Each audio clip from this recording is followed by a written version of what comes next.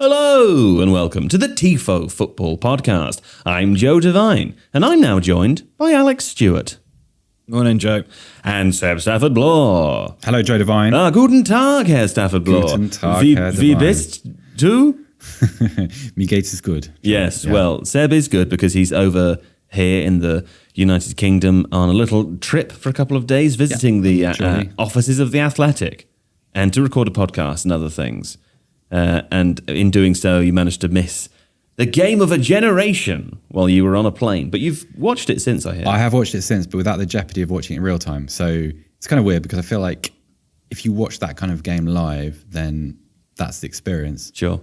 Post, when all the discussions happened and all the Twitter reaction has been recorded, not so much. Yeah. But still, interesting. Did you feel any jeopardy, Alex? No. Okay. Well, if you like jeopardy, unlike Alex, the place you'll find it or not, depending on your definition of that. Loads of good jeopardy. Really. No bad jeopardy. Really jeopardous. Good jeopardous is The Athletic. Yeah. If you visit theathletic.com/Tifo, you'll find that you can get a 30-day free trial to trial The Athletic. And I tell you what, it's a good week to do so because there were some very exciting pieces out this weekend. I particularly enjoyed, Alex, Adam Crafton's sort of summary of what happened in the Man United Liverpool game, and I mostly enjoyed it because I saw Adam say to one of the editors at halftime, "Would you like a piece about why Solskjær should go?" And they said, "Yes. Can we have it later tonight?" He said, "I'll do it for the whistle." And I felt like reading his piece afterwards. I thought, you've been thinking these things for some time, and they were good thoughts. Yeah, there was also a really good Ollie K piece on the congruence between the Roy Evans situation at Liverpool and Solskjær's situation now, which had real kind of depth to it. And for our younger listeners, not me or anything, but for our younger listeners who don't know who Roy Evans is, who could they be? Who's Roy Evans? So he had worked his way up through the Liverpool backroom staff. He took over as the manager after Souness left. Right. And was a kind of transitional manager until there was a weird joint appointment with Gerard Houllier before Houllier took over full-time. But Evans is probably best remembered for being in charge in the FA Cup final where Liverpool wore the white suits and lost. The boy band era. Yeah. Spice Boys. Was that what they were called? The Spice They were Boys? called the Spice Boys, yeah. I feel Roy Evans gets a little bit of a harsh press. I think his Liverpool teams were really, really fun to watch. They were flawed and they probably should have achieved more, but they were fun. Maybe you'll be saying this about Solskjær in the future. I don't think I will be, no. Okay. Well, we'll find out in the near future whether you'll be saying something different. One more thing before we start today's episode. I'd like everybody listening to know that you can now buy Tifo merch in the Tifo merch shop, which is, where is it? What's it called? Where's the shop? On the internet. Yeah, it's on the internet. Look at Alex. If you're watching this video. www. Look at Alex. He's wearing, what are you wearing, Alex, there? Oh, this is the Ibrahim Sangare.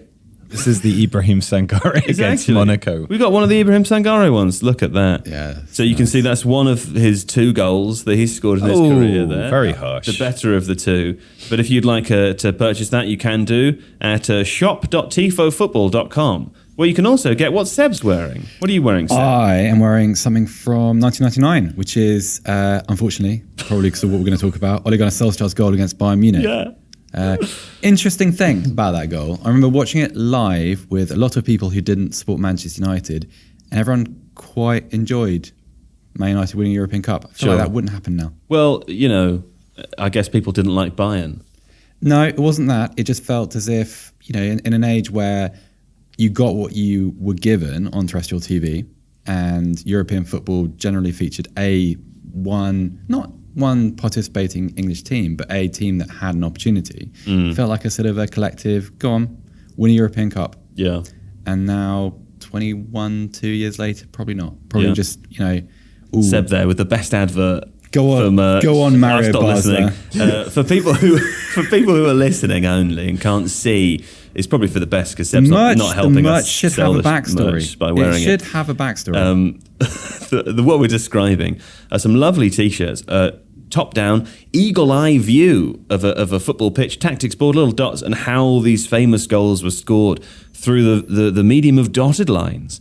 So there we go. Very exciting. Also, there's plenty of other types of T-shirts on there, and a Tifo mug, which you could sip out of and then be more intelligent. That is true. That's how it works. And that's not false advertising. No, that's a guarantee. That's real. If you buy it, you'll be smarter. My mum has a Tifo mug and she uses it to keep asparagus in. So, not just for tea Again, and coffee. delighted to have Seb here for the merch bit. That'll do now, Seb. Useful products. That'll do. Very useful Can be used in all products. kinds of situations. My mother uses it for her asparagus. Good for storage. Doesn't get more upper class than that. Now, listen, we will leave you now in the warm hands and the cool embrace of uncertainty and unfavour. Right, now it's time to begin. Now, I said this last week for those regular listeners to the podcast. I said it the week before. We spent quite a lot of time talking about Manchester United recently, but I feel that there's a reason for that. Like, it's on the tip of my tongue, Seb. It's on the tip of my tongue, and it's because they're really bad. Really bad, really, really bad. So I got on a plane yesterday to come here, and it was 1-0 to Manchester United, to Liverpool. And I think most people saw a Man United defeat coming, or thought that Sunday was going to be at best not great. Sure. And then we landed, refreshed the live score, 5-0 Liverpool, and you think this is kind of a new depth. Sure. I know that Manchester United lost to Tottenham last year and they conceded a 6 at home. I don't feel like this is the same type of game. This was so comprehensive. It almost felt at times as if, and I think Ian Wright made a really good point on Match Day 2 last night. He said the difference is the coaching. One team is being coached at a very high level and others not. And I think it's worth talking about often because you don't see this situation. You don't see a situation between two of these teams where, if you think back 15 years ago, games between Man United, Liverpool, Chelsea, Liverpool, these are really tense tactical affairs, chess matches, kind of boring, settled by a goal, probably something quite scrappy, a really marginal moment in the game. I mean, the cliche has continued almost up until now, right? I mean, even, this game has historically been really, really bad. This is the thing, even after the Atalanta game, where it was quite clear to see what might happen to United were they to come up against a top Liverpool side in form. There were still people I had conversations with who, fairly enough, thought, well, Liverpool United is always boring, so this one is sure to be boring too. Yeah, and I think one of the reasons for that is because you have maybe Manchester United and Liverpool aren't quite on a financial footing, same financial footing, but two teams that pretty much at the moment have their pick of coaches in world football who have the resources to employ pretty much anybody, and yet you have this massive technical gulf between them. And that's really quite a rare situation. And it's beyond just, it's another extension of the Solskjær conversation and Man United are a team of individuals. It's an amazing level of dysfunction because I know we're going to talk about this, I know, but if you go into the kind of the mechanics of some of those goals, it's damning. Yeah. It's really difficult to watch. And I don't have a horse in this race. I don't really, I couldn't pick a winner between Man United and Liverpool. I don't really care either way. And yet as a neutral, you're kind of affected by it and you squirm. I watched it obviously many hours after the game had finished and I knew the result, I knew what was coming, and it's still quite difficult to watch just because it's so bad. Well, let's pick up, Alex, on that point about coaching as I turn to Alex and he is texting on his phone. Who are you texting? It must be something important. Yes. Okay. Picking up on the coaching point there, as Ian Wright mentioned on Match of the Day and several other observers have mentioned over the last few weeks and indeed months, the gap between Manchester United as they are this season and other top teams does kind of appear to be coaching. Do you agree with that? And if so, what do you think the sort of the biggest problems are? Yeah, I think it is coaching. I mean, if you look at this Liverpool side, Konate had come in for Matip, who's been fantastic this season. His ability to pass and build up from the back has been crucial in the way that Liverpool construct their play. So that's a big change. The midfield for Liverpool is nowhere near their first choice as a midfield. And yet... No Mane either. I mean, that's less of an issue, I think, because Jota is so good at swapping in and they have rotated that front three a little bit. But the difference is when you see a team where players can be rotated into positions and roles with minimal impact on the structure of that side and the way, particularly their defensive structure and their pressing game, you know that's because the team is well coached. And United seem at the other end of where United are good is in attack, right? But that's not because of coaching. That's because they have these instinctive moves. Sometimes they come off, sometimes they don't. But in terms of looking at their defensive structure, and we talked about this before we recorded, that there are lapses in judgment from some players. There are other players that are then caught in a position where they've got, Luke Shaw, for example, horribly exposed for that first goal because of mistakes 4 or 5 moves further behind in the up the chain. Up the chain, thank you. That's so much clearer than the cul-de-sac I was working myself into.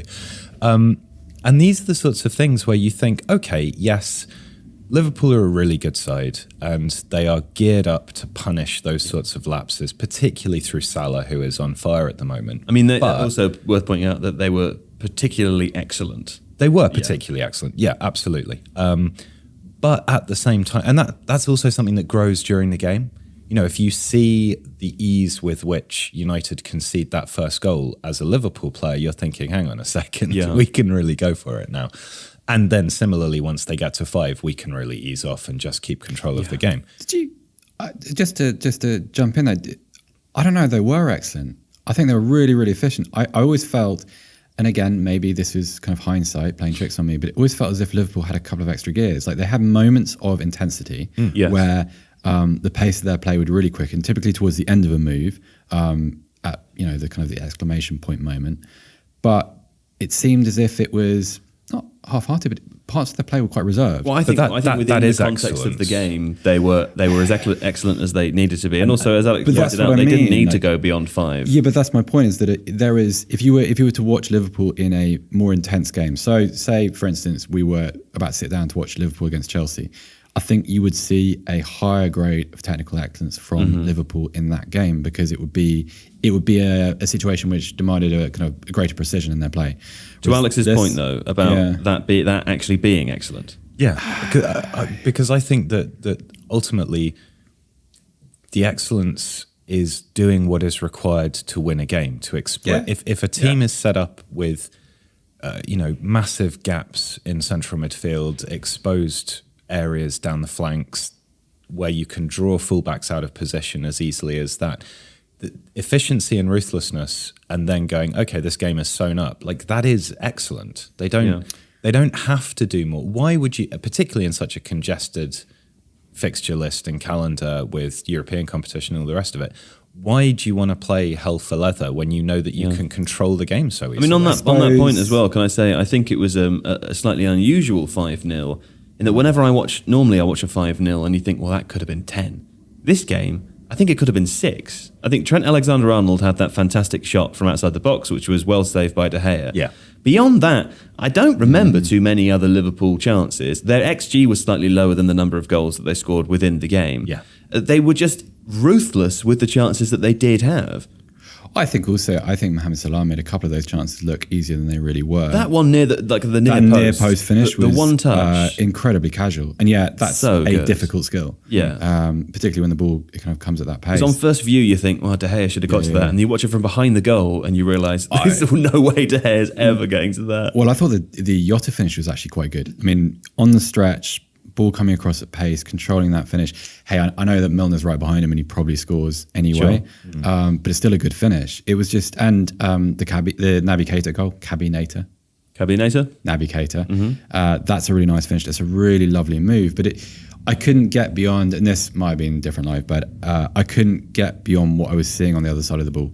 Like I couldn't, you see the efficiency in Liverpool's play, but you also see the gaps. That first goal, because so if the three of us went out to play football now and we never met before, and we were trying to instigate a pressing system, like if I was playing centre back, I might say, right, Alex, run towards that guy, and Joe, you run towards him, and that's what it looked like. Yeah, it wasn't a pressing system; it was just people. It looked like they'd never played together before, and that's a cliche that we toss around that's kind of lost its meaning. But I think when we talk about pressing, pressing isn't just running at the ball. That's not what that means. And it was very strange to see that in that type of fixture. And they basically walked that first goal in. It was extraordinary. Yeah, it was lovely. And this is what I mean about challenging the kind of the excellence. Like Alex's definition, fair enough. To me, it looks like a training move. It looks like something which has been rehearsed and like To show an what American could happen. football move Yeah. where they walk through things. And Here's how you pull the defence this out of is shape. the perfect scenario, and it assumes that the defence that you're facing has a very low footballing IQ and is not going to react in a proper way. And Man United did all of this. That's just good opposition scouting, isn't it? I guess so, but would you ever anticipate how many Man United players were engaged in that move? Maybe 6 or 7? Would you ever maybe something like that? So would you ever imagine that they would have as little impact one after the other? Probably not. Because Wan-Bissaka goes and then is passed straight away. Yeah. Maguire has to come out. Yeah. Lindelof pushes across. There's nothing in McTominay midfield. doesn't drop back even Yeah. though he's in the position to do so. Yeah. And poor old Luke Shaw, who's having a bad run of form anyway, defensively at least, is then stuck between trying to guard Salah and trying to guard Keita, who's dropped in behind him. Pick your poison. With 30 yards of space. I mean, And either way, you look silly at the end of that. McTominay's sort of jogging, so casually, and I'm like, this is a player. We did the video on him before and his limitations and build up and stuff. But at least the one thing that people have been able to say about McTominay is that he tries and he tries. He's eager.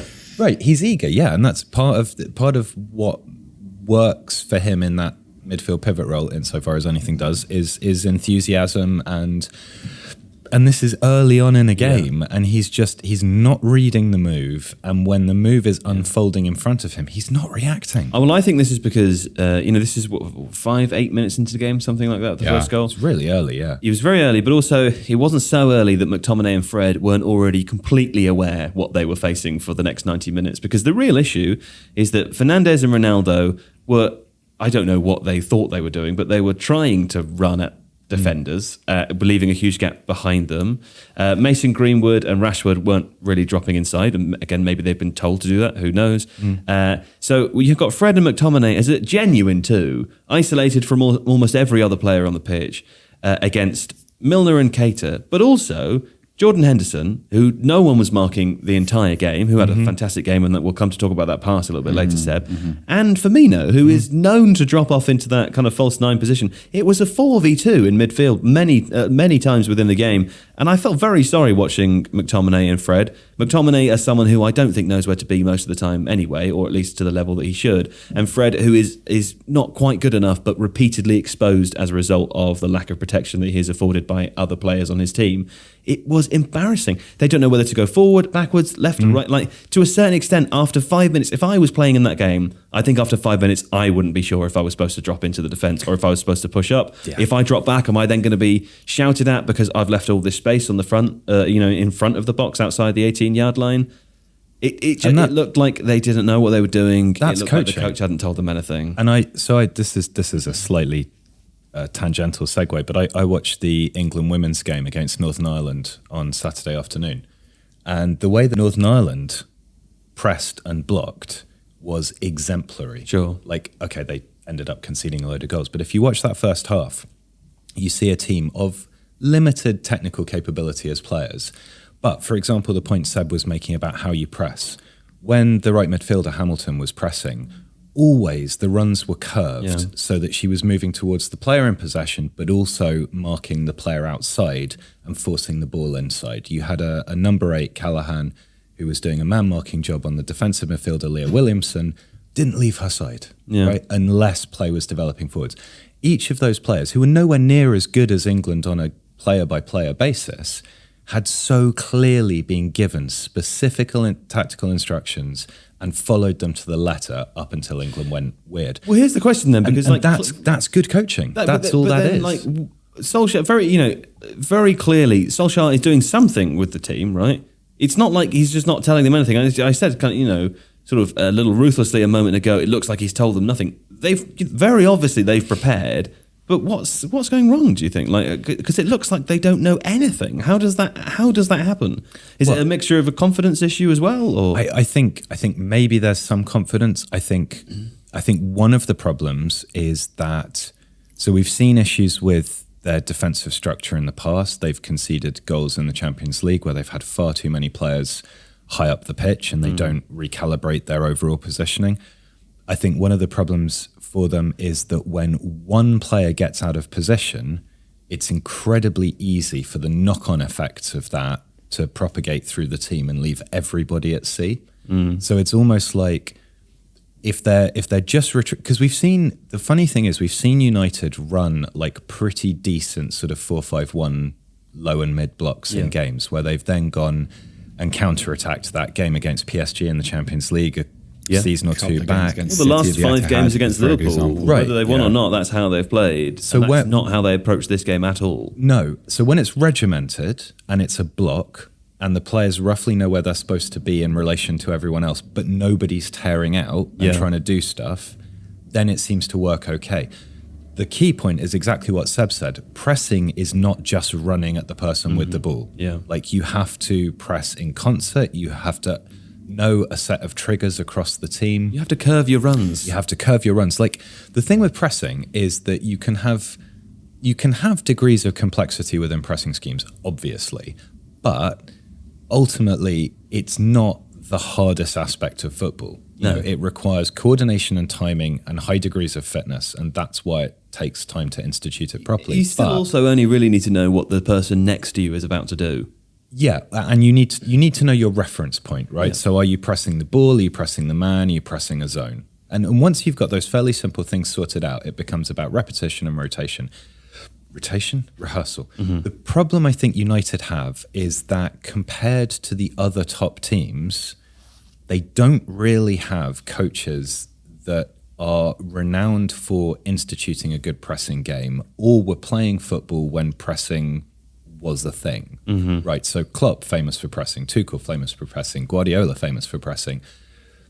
Solskjær is not that. Carrick wasn't playing in a particularly pressing side. No. Phelan's quite an old school coach. So you need somebody maybe to come in and say, like, this is my focus.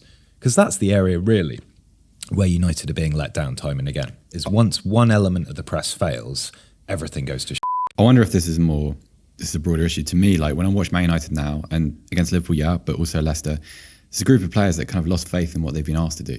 And I think everything that Alex has said is right. Like the technical input isn't there. At the same time, if you watch the way some of these players behave and you watch the way some of them react to each other, and particularly those midfielders, like it feels as if they've realised that they now have an impossible task. Maybe if you're a Man United player, I don't know how you avoid the analysis of the Leicester defeat, for instance, how you avoid the screenshots of those massive gaps. And if you're Fred or McTominay, you go into that game thinking, okay, but instead of Maddison and Tielemans exploiting that, we've got, Henderson and Milner and Naby Keita, and we've got Salah running off us.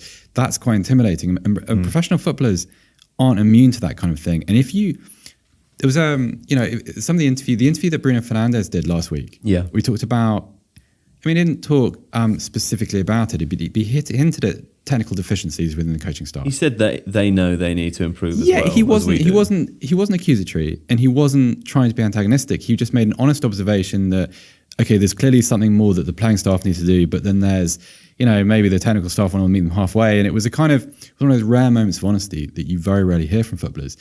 And that suggested that if you think that, and if you're going up against a head coach who's won a European Cup and a Premier League and built, let's be fair, one of the best teams the Premier League has ever seen in its history, I think that's fair as a way of assessing Liverpool. And you're talking about not having faith in your coaching staff. You're finished. You're finished. And this was a point that we discussed briefly before recording, is that the thing that's most strongly in favour of Solskjær in terms of his continued tenure at United was supposed to be this ability to relate to the players, to engender a good feeling. To not be Jose Mourinho.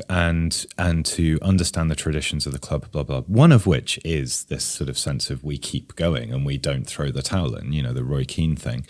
But surely there comes a point where questions about the ability of the coaching staff kind of transcend that ability to create a good atmosphere. There cannot be a good atmosphere in the Man United dressing room at the moment. It must be a miserable place to be.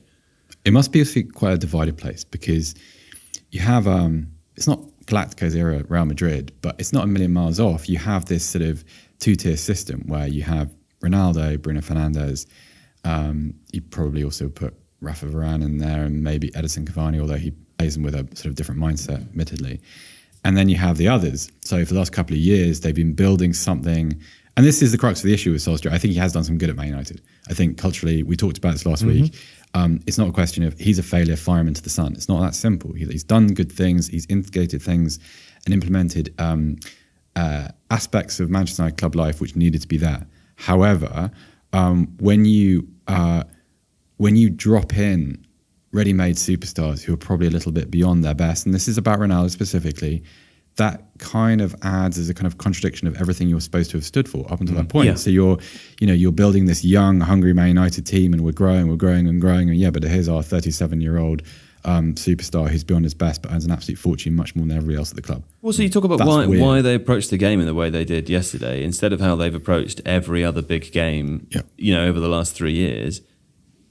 I can't be completely conclusive. I don't know. I'm not behind the scenes, but I imagine it's because of Ronaldo. Do you know what's weird? See, I wouldn't include Cavani in that list that you just gave. Because I think his attitude's been top class. I think Cavani has been a real credit. He's also an amazing defensive forward. That's the key point. Is exactly that if you have Cavani up front against Van Dijk and Konate, they don't have as much time on the ball. Automatically you're starting to deny. And then it doesn't matter if Bruno Fernandes doesn't press quite as much, or he kind of tries Fernandes to press, but he's not that great at it. He's energetic, like he's willing. Like I felt, But Cavani is a really clever presser of the ball. Cavani's relentless. Yeah. Cavani in every area of the game, he's an educated footballer. Like he's someone that's smart. I actually think that talking of players of this, I think Man United miss Ander Herrera in a way, because Ander Herrera was a football obsessive. Ander Herrera understood the game in a way that very few modern players do, just because he loves it. It is the thing in his life. And he wasn't a world-class player, still isn't, never was. And yet it was an ingredient that you have in your team in a department, as Cavani is at the top of the pitch for Man United, that's very, very precious, particularly when things aren't going that well, or when you've got imperfect young players or players who probably wouldn't be at the club in a kind of during an upswing. Someone like Fred. Fred is not a Man United player during the good times. He's a bridging footballer who they overpaid for, who's been kind of, I don't know, it's a very long discussion, that one.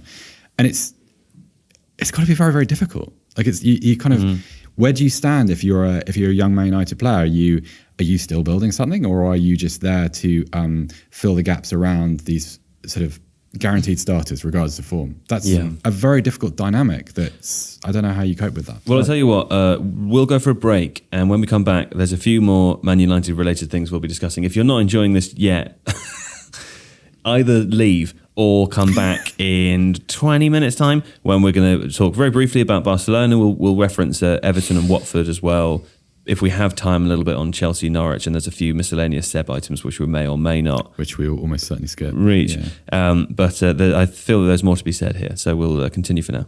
And we're back with more. Here we go. Seb, surely he's got to go now, hasn't he? I mean, I know he won't, but surely he should go now, shouldn't he? Yeah, and I'm not trying to be cruel. Like I don't think I'm alone in saying that. You felt a little bit of sympathy for Ole Solskjær yesterday. It was difficult to be. It was hard to watch him walking off the pitch, and no one here relishes the idea of someone losing their job. No, but I don't understand the other side of the argument. I mean, I'm willing to listen to it, but what is? We saw these things coming. A lot of people have observed issues with Man United for a long time. The running joke is that when they're in a bad patch of form, there's always a result around the corner which kind of gets them out of trouble, and Solskjær begins a new cycle, and then they boom bust their way through another stretch of the season. What's the argument for him to stay? Because there's nothing wrong with just admitting that he had a very specific purpose at a particular moment in time, which made, I imagine, being a Manchester United fan a bit more fun than it was under Jose Mourinho. Like there was a big run, and players and fans got to enjoy the football again, and there were goals, and a couple of players. Freeing. It was a release of tension, and it was good, and the club needed it. Yeah. And also, Louis van Gaal came before Mourinho, and Louis van Gaal is not exactly an easygoing guy either. And David Moyes before him. David Moyes before, and that was its own set of issues. So, and Alex Ferguson before him, also not that easygoing. Not that easygoing. Yeah. So there's nothing wrong with just being the transition guy who allows the club to do something else to kind of decompress. Do you think it's like when you get out of a very serious long-term relationship and then you have like a... Why are you looking at me? Well, and then you have like a 1-year fling with someone, and you think, well, this is quite fun, isn't it? I'd never marry them, but it's quite fun. There's like I watched a Black Mirror about this just before I left home. It's about sort of this weird. Which one? It's about this weird dating community where all the relationships have a timeline. And Oh, they have that's an a really expiry good date. one. It's a really good one, but it's the same thing in the sense of like like that different one. relationships with different people, but also different atmospheres and environments within the relationship. Yeah. I won't go any further because I'll ruin it for people, but go and watch it. That's one of my favourite ones. What's that one called? I haven't watched that one. Can't remember. I don't know, but All right, I'll look it up. The synopsis should give it away. Yeah. Thank you. It's very cool. Great. Good. Yeah. Yes. You are kind of like a character from Black Mirror in a way. Like you can imagine Alex cropping up in some sort of futuristic, doomsday, fatalistic. I'd say he'd be a character in something that isn't written as well. That's just me, though. I'm not sure. Let's talk about. I think we're all agreed. Do you want to say anything about whether Solskjær should probably be time to go? Yeah, the only thing I'd say is that apart from Conte, Yeah. who would bring a set of issues for that current United dressing room, which don't really need to be enumerated because they're sort of obvious, there isn't really anybody that great who's available currently. Well, did you know that the internet has Cristiano Ronaldo as the fourth in line as far as the odds go? Right. 16-1, they say. I would laugh so hard that I'd probably die. Sure. I'd want to see that team. I mean, just a couple of times. I'd want to see what that would look Yeah. like. Can you imagine Cristiano Player Ronaldo as a manager. player manager?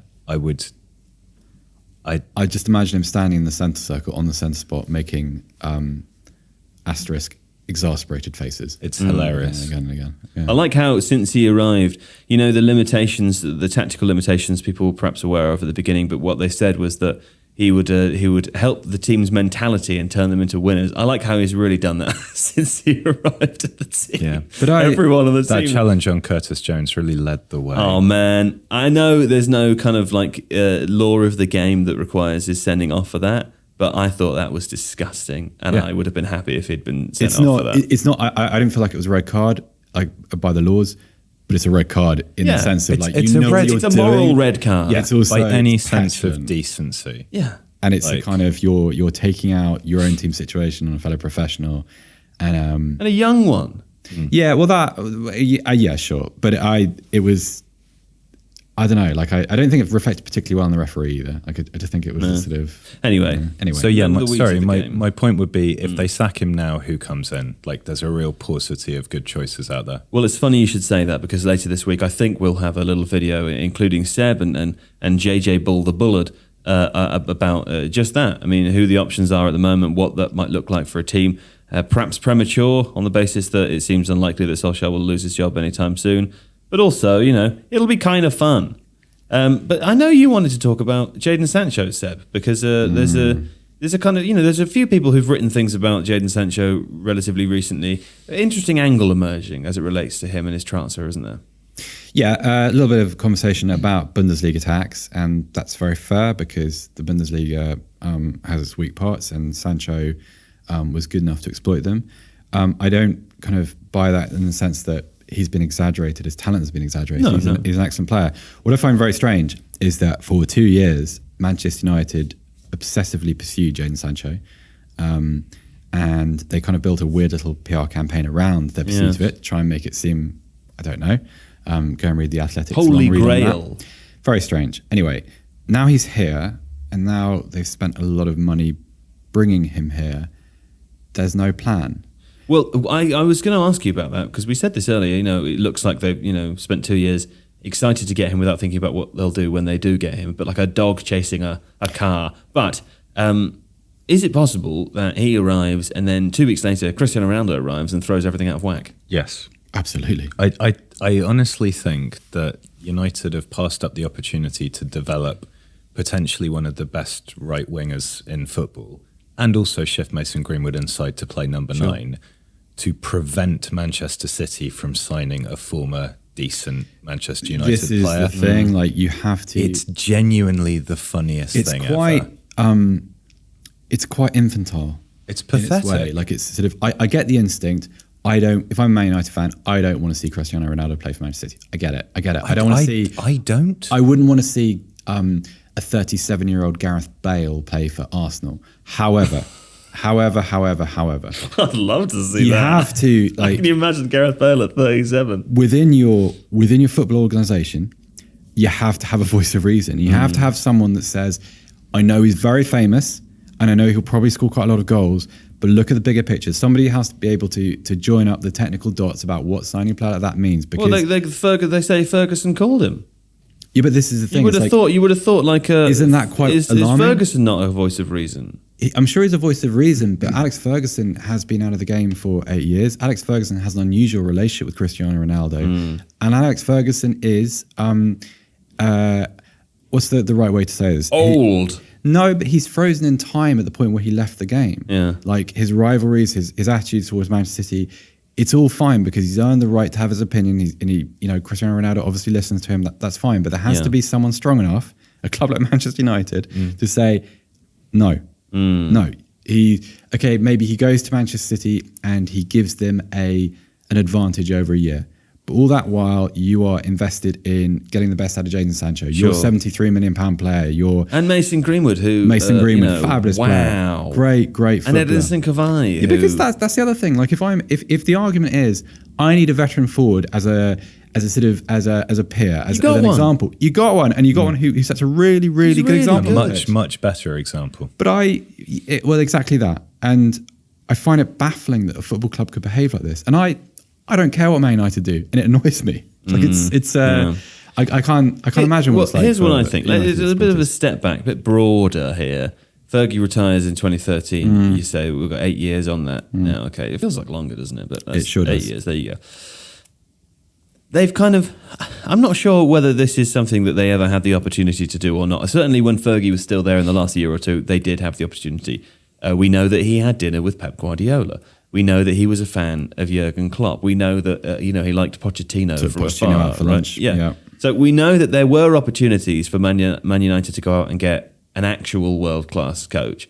And 8 years later, they still haven't done that. I know Louis van Gaal is extremely well thought of, but there's an argument to say that he was ever so slightly past it as a football manager, or at least the ideas that took him as a club manager. The ideas that took him to the top of the game were ideas that are now 10, 15 years old at this point, right? But my point is, does it not seem that, and perhaps fewer opportunities to do this in the time since, but does it not seem that they've really it by not just hiring one of the best coaches in the world? Isn't it simple? Totally fucked Don't up. you just go and get one of the best ones? They're out there. We all know who they are. Why wouldn't you just go and get the good ones? I know you can't have Klopp and Pep now because they're taken by rival teams, and that's fine. But given their longevity at those, Jurgen Klopp has been at Liverpool for 6 years now, right? Pep Guardiola's been at Man City for 5 years, right? That's in the Premier League. That is a very long time for a manager to be in their job. Yeah. So I appreciate it's a difficult moment because two of the best managers in the world are off the books and they manage your two biggest rivals. But Pochettino is out there, right? Yeah. Nagelsmann is out there. I know that these Tuchel was out there for a long time. Tuchel was out there too. I know that they're hard to attract and they're hard to get. But surely Pochettino's not in the same class as those other four. But there was an argument to say that when he was at Spurs, he could have stepped up to that. I don't think it has to be a question of we need to have someone who is the equal of Klopp and Guardiola, because one of the things about when you achieve at Man United, that is naturally going to put you in a different class of manager. Yeah. It feels like the problem with both Mourinho and Van Gaal's appointments. Van Gaal, notoriously inflexible person, is a kind of likes to be a bit of an autocrat within the system. Look at the kind of the revolution at Ajax and look at the people he's fallen out with, and it speaks for itself. Mourinho is the same. And so when you bring someone like that in and your organisation as a whole is not quite up to date. So for instance, Man United are probably a decade and a half behind their peers in relation to their use of data. They're still they're making a big deal now about appointing heads of data departments, and it's 2021. It's guys, you've missed the boat on this. And you bring a character like that in, who has kind of seen excellence across world football. Van Gaal, if you think about the clubs he's managed, Mourinho, the clubs he's managed, it doesn't matter whether they are good or world class or at the top of the class at that time. It's do they fit what we're trying to do? Yeah. Did they Did allow they us have to the grow as a club? abilities? Yeah. And the answer in both cases was no, and it was proven by what happened. So The answer is not no with Solskjaer. It's just a different. it's just a different kind of conversation. Yeah. The merits of someone like Pochettino is Pochettino. If you think about Pochettino's time at Spurs, not to drag it back to Tottenham, but Tottenham were Pochettino. You see what happens when Pochettino gets taken out of Spurs? Disaster, absolutely rubbish. Whereas, and that's kind of, if you think about what Man United were a couple of years ago and what they still are in many respects, you put someone like that in who becomes a kind of a binding personality. Almost, there's a very cultish aspect to Pochettino's management. Like he enraptures players and people follow him and supporters love him, and and that is the guy that you need. And it doesn't necessarily have to be someone who stands toe to toe with Guardiola tactically, because that's not always what football is about. Sometimes you need someone that's worthy of the position and has the shoulders for it. And they've never found that balance. They went always one way. They always went too far in one direction, too far in the other. That's the kind of the dichotomy between a Solskjær and a Mourinho. Like, it's good for a while because one cancels out the other. You don't end up really going anywhere. You just kind of get back to zero, and it's just a failure to think properly. Okay, well, to wrap this conversation up before we move on, I'll ask this to you both, and brief answers if you would. Alex, you are in charge of Man United, not as a manager, but you're making the decisions. What did you do immediately after that game? Resign. No, you're not the manager. I'd still resign. You'll just resign whatever position. You're on the board. You get to decide what happens to Solskjær. You get to decide what happens to the future direction of the club. Resign. Yeah, no. I think of all of the available replacements that are out there, Pochettino is probably the best. Yeah. And so Currently mired in a PSG job, of course. Yeah, exactly. So probably, as ridiculous as it sounds, I bite the bullet unless I can think of, I don't know, maybe appointing Carrick as an interim head coach to see, or Nicky Butt maybe through the period. Nicky Butt's gone. He's gone, hasn't he? Yeah. I don't think you can do that again. I don't think you can go with the good feeling ex-player guy who's not. No, really. my problem is I understand. I wouldn't sack either. You sack Solskjær within half an hour of that result, and then you work out what on earth to do next, or you let Solskjær run through till the end of the season, or perhaps, like you were saying earlier, until February or March, when there's some sort of clause that makes it easier. And then you make Pochettino a significant offer. So you wouldn't just try to get Conte now? I don't think Conte works for United personally. I don't think the squad works for him. I don't think they're set up to play in his favoured formation. And I think Conte and Ronaldo would just clash enormously. What about you, Seb? And I would sacrifice Ronaldo in that personally, but my feelings on that are very obvious. Yeah, he goes last night because in that situation is my credibility too, because when that kind of result happens, somebody has to go. So sorry, just in this hypothetical, your credibility isn't shot. No, because your credibility is shot. Sorry, I'm just trying to imagine what that's why I said I would resign. Step into that weird Narnia. Okay. Yeah. So you're a respectable person. Just extend, just. Fine, I'm trying to understand it. Just feel out grasp, exactly that. Join me in Narnia. See what that will be like. Touch the snow. Yeah. So I have to, because when that kind of result happens, you can blame the manager. You can blame the manager, but all really fans care about are, does the club feel the same way that I do about this? I'm embarrassed. Do something. You have to sack him. He goes last night, and yes, I call Conte because, and Alex is probably right, he's not the right person for Man United at the moment, but he's competitive, he's a winner, he's very, very, very difficult to deal with from a kind of an executive level. And he'll be gone in 18 months, you go again then. He has not a perfect system, but then he didn't really inherit one at Chelsea either. He inherited something that needed work, but which very, very quickly was adapted into a shape which made it as effective as it could possibly be. And I feel like it's okay if Man United don't win the Premier League, don't win a European Cup.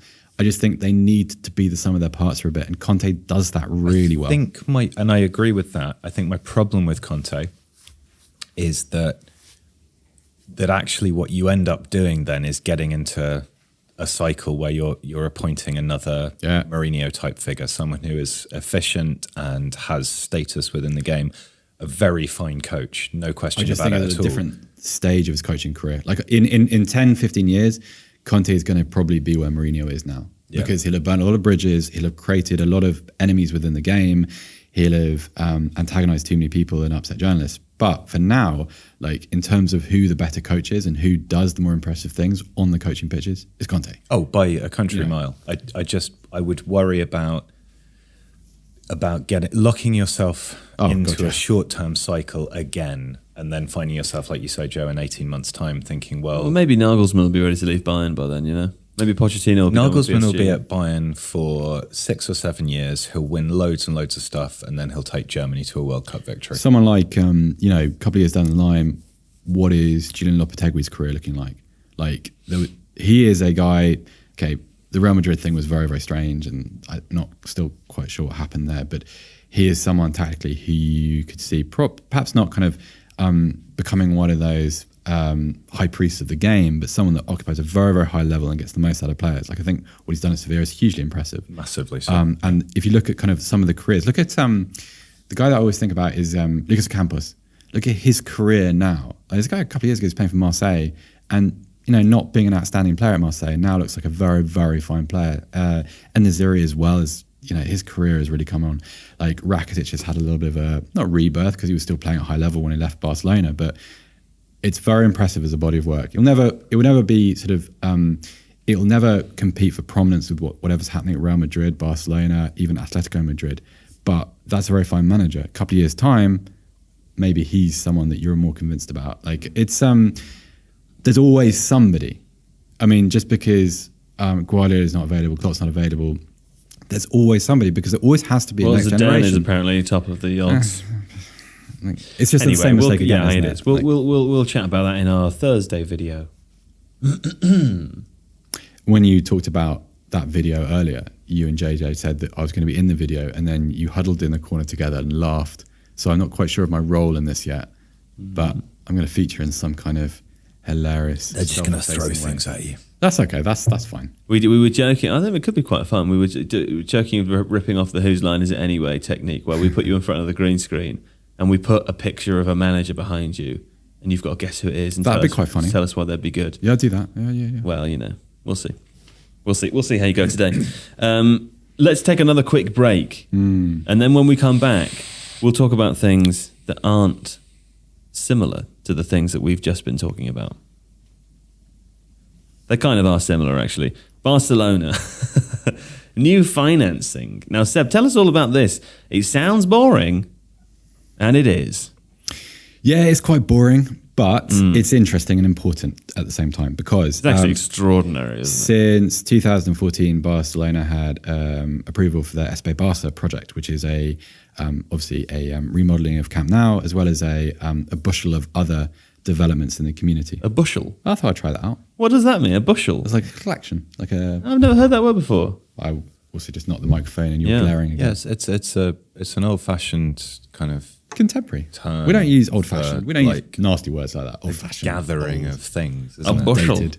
Yeah, a bushel of wheat. So a bushel of tactics nerds. A bushel of infrastructure. So Camp Nou is going to be renovated. The multi-sports arena is going to be rebuilt with a bigger capacity and with greater executive opportunities, which can be used for obviously the sports, but also concerts and entertainment, that kind of stuff. They're going to rebuild the mini stadium, the Johan Cruyff Stadium, and they're going to kind of create a sort of a surrounding architecture around all this stuff, which allows a Barcelona complex to become part of the city. Still not quite sure how that works, but importantly, over the weekend, Barcelona's board had a big old meeting. A bushel of votes. Yes. And it's the financing, which this is the interesting bit. So this is going to cost 1.5 billion euros, which for anyone with knowledge of Barcelona's current financial situation, it's a lot of money. But it's been approved and they're going to do it. And this takes their total debt to 2.8 billion bushel. Yeah, so this 1.5 is slightly different type of debt, because they're going to, I think there's going to be a little bit of investment from, I think, some of the socios, but also they're going to go to a proper football financing company. Probably one of those, those companies that you come across who help finance transfer deals and stuff like that. So it's going to be a slightly different sort of situation, but a lot of money either way. hopefully it will be completed by 2025. So in the 7 years since this was originally approved, obviously the technology proposed has been outdated. A lot of clubs have built stadiums and built sort of complexes. And Barcelona only completed 5% of the project anyway and only spent like 100 million euros. So it had to be rebudgeted, redesigned, and they've pressed go for a second time. And the important bit, I suppose, is that it's estimated that the improvements will add 200 million euros a year to Barcelona's revenue. How? Through kind of the facilities. If you think about what Camp Nou is at the moment, no roof, a little bit antiquated. Yeah, but they can't fill the stadium at the moment, can they? No, but if you... So we're not talking about just ticket prices? We're not just talking about ticket prices. We're talking about having the facilities. This is the thing in football. You get executives talking about making money out of fans 7 days a week. And not just sort of making money by selling tickets once every 2 weeks. Sure. So you have the capacity to host lots of things in it. It's a lovely business. And you have the ability to make money out of more than just football. So Camp Nou is a destination for more than just Barcelona home games. That's the important thing. It's like concerts and entertainment and other sports. And obviously when you talk about Barcelona, I know that the football club dominates it, but is a multi-sports club in the kind of the traditional European model. Sure. And so these are all sort of parts of the equation. So we will see, but it's kind of, I suppose it will be, if successful, it's kind of Laporta's legacy, or he hopes it will be. Yeah. Because this is sort of, he's described it, and this was translated from Spanish, so it might have lost something, but he describes it as a kind of the gift to our future generations, which is kind of Laporta hyperbole, yes, but you can see where it's coming from. And this has to be done. This is overdue. I mean, Real Madrid have just completed, or are just completing, their own remodeling of the Bernabeu, and that's got retractable roof, which I think I read it weighs as much as 20 jumbo jets. It's got like a 5-story car park underneath. It's got a shopping people centre. Say things like that because it seems I know how much a jumbo jet weighs. Yeah, but it's not the point. It would be more if they could tell it how many versions of me that would be. No, about 19. It's not as impressive. It's like it's a jumbo jet. That seems heavy. 20 of that seems very heavy. That's the point. Yeah. So SP Barcelona. So it's interesting. More to come. 187,000 kilos. Well, that's about 3/4 of. He probably my subscribes weight. to some kind of aviation industry trade magazine. Sure. No, I'm not into that stuff, but I've gone down a proper rabbit hole with former imperial measurements and so on off the bushel thing. What? Because they've announced they're coming back. 36.4 litres. Wasn't that a thing? is I a didn't bushel. dream that, did I? The Tories announced that they're bringing. I don't live in this country anymore. No, they did. I'm pretty sure they did. I believe you. I just. We'll look this up later, but You want to get into British apothecaries volume measures, including the minim and the fluid scruple. Speaking of apothecaries, Oh, yeah. let's discuss a man who makes some of the finest football potions. It's Claudio Ranieri. Oh. Alex, what a bizarre game. Yeah. Everton 2-5 Watford. And of course, Watford were 2-1 down at some point in this game. And the last goals there, it went from 2-1 to 2-5 in 12 minutes. Michael Cox called this possibly the most spectacular collapse I've seen on a football pitch. It was a strange game. Yeah, it was a strange game. I suppose the thing with the Watford goals is really, really bad Everton defending off 2 set pieces. In the first instance, King was just able to basically ghost past. I think it was Davis that was marking him. Post. Yeah. So that he was initially being marked, but then once the first header had been won, King was able to get onto the flick on. The second one, whoever makes that run from the top of the box is just not picked up at all by anybody. And it's not like it was a massively intelligent disguised run coming from one of those stack things. And then Everton seemed to just give up defending. Yeah. And King was able to find so much space in the box. And these little lateral movements where you draw the remaining centre-back forwards and then square the ball a short distance across to a player who has become free because of that movement.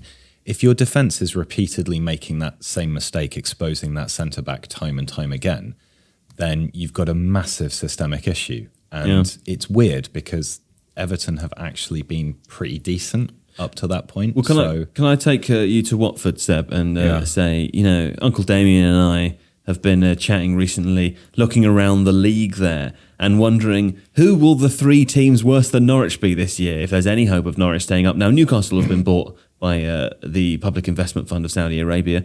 Watford have now, of course, been taken over by Claudio Ranieri and are beating Everton 5-2. Even Leeds drew at the weekend. In Watford's case, though, do you think this could be a trend? Not of 5-goal victories, but a little. Everyone loves Ranieri, right? I'm too early to say, because the thing about this was that I'm not sure I quite agree about the spectacular collapse. It was, from a scoreline perspective, a spectacular collapse, but Watford took advantage of something that was there in the atmosphere. Everton.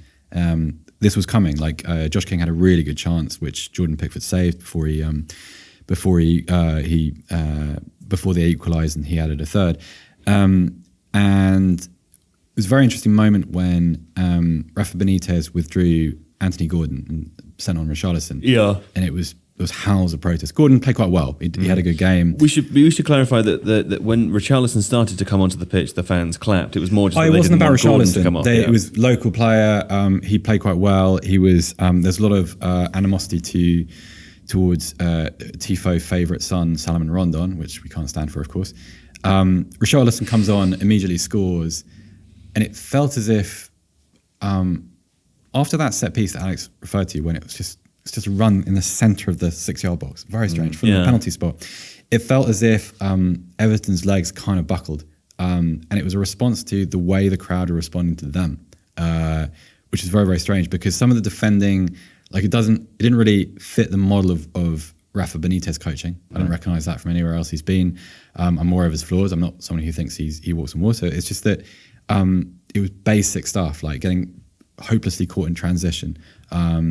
And I don't know, just got very hostile. So I was following some of the Athletic Everton writers on Twitter, and they reported some pretty nasty exchanges between fans and executives so far. Managerial, Marcel Brands, and Denise Barrett-Baxendale, the CEO.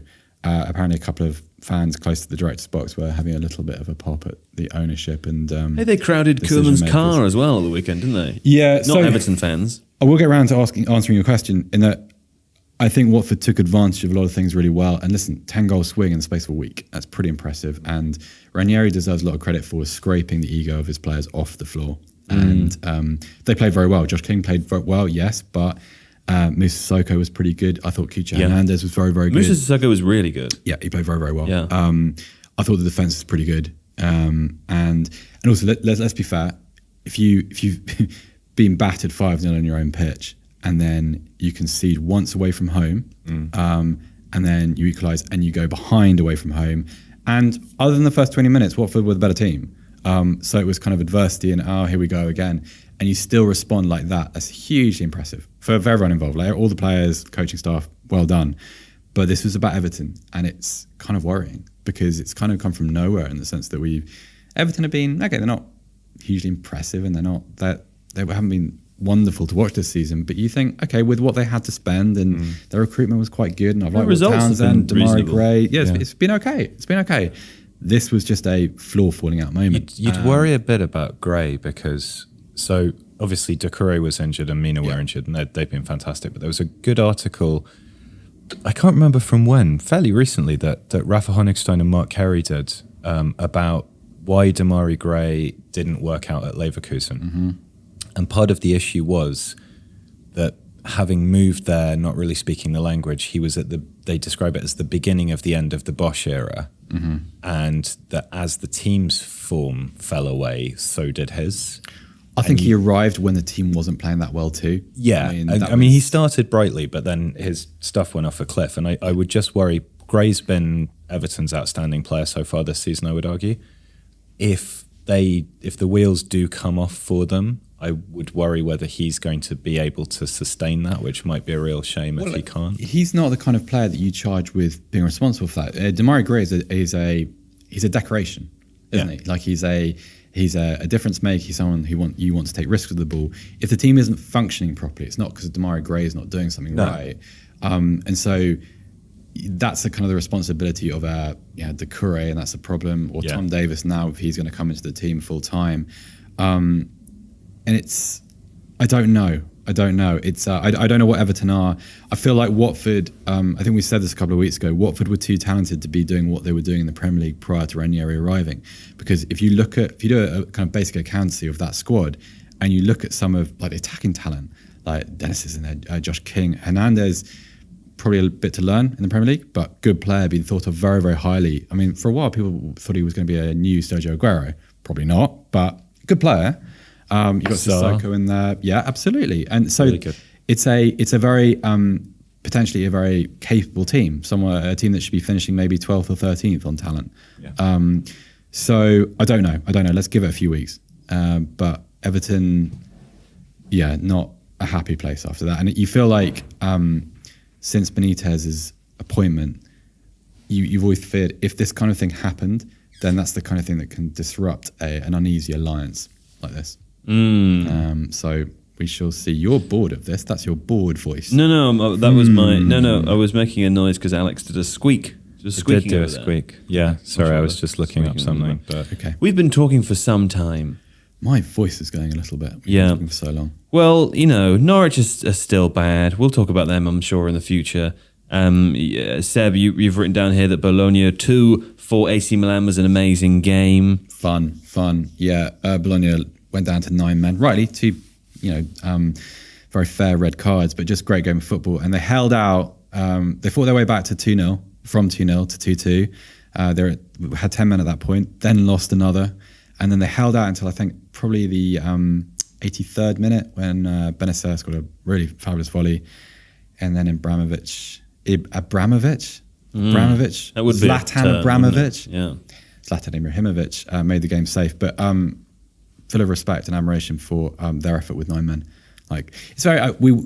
I thought we'd have more time when they put this on the plan because it was going to be a discussion about how you attack a team which only has 9 men. Because how do you prepare for that? Do you ever prepare for that in training? Sure. Okay, you do 11 against 10, sure, and you practice defending with 10 against 11. But do you do 9? Because it's so rare that what would be the point? Probably not. So it was interesting to watch Milan struggle with it. To be honest. But you put that on the plan before did. United lost 5-0. Yeah, it feels like the thunder was stolen a little bit before Zlatan Abramovich. Yeah.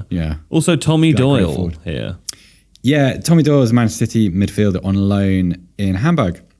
And they are... How do you say that name? HSV. Haasfar. HSV. So that's Hamburg Sports Club. Right. But the Germans say HSV. And I got corrected on this by my brother-in-law. He's a big HSV fan. But he scored a 94th minute winner against Paderborn at the weekend. And he hasn't really played very much. He's had sort of a few minutes here and there. But he had a really, really good moment. And HSV is starting to... Can I say, whenever someone says Paderborn, I think of Padawan. And then I think of when Anakin slays all the children. That's where your mind went while I was talking. So you'd heard nothing about Tommy Doyle, a last minute winner. No, I just think about that weird scene in Attack of the Clones. You remember this, Alex? yeah, In Attack of the Clones, when he goes and kills all the Jedi kids. it's a bit harsh. Yeah, Paderborn. Faraday Aladu. Played very well. He's come up from Hamburg's second team, and he made his first start in the Zweite Bundesliga. Played very, very well. He's raw, but he has potential. Know the name. Faraday Aladu. I'm probably saying it might be Farida. He's be Faraday Aladu. Farid. I know Aladu is right, but Farid I haven't Aladu. heard someone pronounce his first name. But he played to very, very well. watch. He's a winger, attacking player. To watch. Have you played the new Football Manager game yet? No, but I have had a conversation with JJ Yeah. about it. Have you? What? Give me one player to buy for the listeners. Oh. Cristiano Ronaldo. I'm playing as Ajax in a sort of... I know you've bought players Van because you Gaal. keeps texting JJ about who you've bought, and then he tells me, and I think, oh, the Tifo people might care about that. So don't tell me. Give me a name. Come on, give me one name. Well, I bought... for the Newcastle Kaka? thing, I bought Kakare Kakare. from Lyon, obviously. Pressing hero. I Yeah. bought Tyler Adams from Leipzig. Yeah. Sula from Bayern, Niklas Sula. who's like weirdly available on this game. I don't know. I bought him for Ajax. He's now my I feel like he outside. would want that in his career at this point. But No, but I'm playing them as like a Van Gaal style, like 3-1 2, 1 with then 3 but wide midfielders. It's like it's a bit mad. We haven't lost yet, and he's my outside right centre back. Okay. And he basically kind of plays as a wing back. It's cool. He's like the big rock in Indiana Jones. He's fast. He just rolls down and crushes players when he carries the ball. But I don't know about any of the Wonder Kids or any of that stuff yet. No, fine. Well, we'll find out, I'm sure. Hey, if you want to see something really creepy, you should check out producer Don's Twitter feed, where he's got a picture of his manager, Chi Ken, who has a very large nose, Don. Yes. Don says yes. There we go. Right, that's the end of today's podcast. I hope you've enjoyed listening. Thanks to all for gathering here and joining us on this Monday, Tuesday, whenever it is you're listening to it. And, of course, don't forget, check out the Tifo merch shop. That's shop.tifofootball.com, where you can buy a T-shirt that will make the sex of your attraction attracted to you. Yeah, that works. Yeah? Okay. Yeah. A T-shirt that will make your mother proud of you, or it'll make your family go, oh, he's that, hey, oh, she, oh, they're doing well. And if you also get the mug, you'll be the Prime Minister for free. That's how that works in England now. Shop Tifo Football, shop.tifofootball.com. Buy it now, please. Thank you, Seb Stafford-Bloor. Thank you, Joe Devine. And thank you, of course, to Alex Stewart. Thanks. Thanks to producer Don and to producer Adonis. And we'll be back next week with something else. Probably, less than this one. Less Man United-y. Yeah, I hope so. Bye.